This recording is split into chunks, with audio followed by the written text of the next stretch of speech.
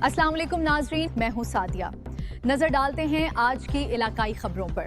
ضلع جہلم میں رحمت للعالمین کانفرنس سیرت مصطفیٰ سے محبت کا خوبصورت اظہار وزیر مملکت برائے خزانہ اور ریلوے بلال اظہر کیانی نے 12 ربیع الاول کے سلسلے میں ضلع جہلم کا دورہ کیا، جہاں تاج مارکی میں ضلع انتظامیہ کے زیر اہتمام رحمت للعالمین کانفرنس منعقد ہوئی۔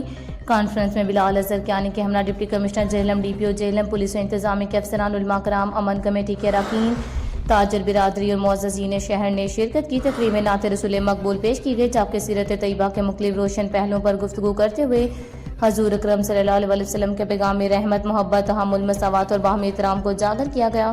اس موقع پر وزیر مملکت بلال اظہر کیانی نے کہا کہ جشن میلاد مصطفیٰ صلی اللہ علیہ وسلم محض عقیدت کے اظہار کا موقع نہیں، بلکہ سیرت رسول کو اپنی روزمرہ زندگی میں اپنانے اور معاشرے میں اخوت اور رواداری کو فروغ دینے کا عہد بھی ہے۔ انہوں نے کہا کہ نبی کریم صلی اللہ علیہ وسلم کی تعلیمات ہمارے لیے امن، انسانیت اور بھائی چارے کا جامع درس دیتی ہیں، جنہیں عملی طور پر اپناتے ہوئے ایک پرامن اور مضبوط معاشرے کی بنیاد رکھی جا سکتی ہے۔ تقریب کے اختتام پر پاکستان کی سلامتی و استحکام، امن و خوشحالی، ترقی اور امت مسلمہ کی سربلندی کے لیے خصوصی دعا بھی کی گئی۔